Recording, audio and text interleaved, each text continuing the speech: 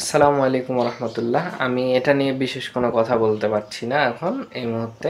আমার নিউজ ফিডে এগুলা আসেনি, আমাকে সার্চ করে খুঁজতে হয়েছে। একদম তাজা নিউজ। এখন কয়েকটা ক্লিপ আমি পরপর দেখাবো, তাদের টোনটা খেয়াল করবেন।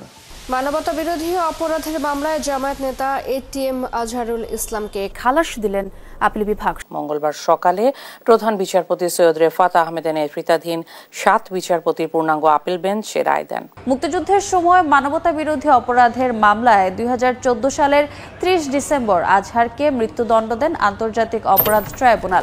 তাদের কথার স্টাইল শুনে মনে হচ্ছে তারা সন্তুষ্ট না, একদমই সন্তুষ্ট না এটা নিয়ে।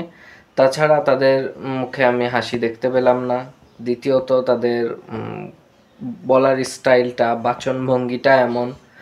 তৃতীয়, তাদের যে বাক্য প্রয়োগ, শব্দ প্রয়োগ যেরকম ছিল, এটাই ইঙ্গিত দিচ্ছে যে বিষয়টা এরকম যে হাসিনা যদি থাকতো তাহলে তুই তো সত্যিকারের রাজাকার, তুই কেমনে ছাড়া পাস। কিন্তু এখন তো ছাড়া পেয়ে গেল কেন?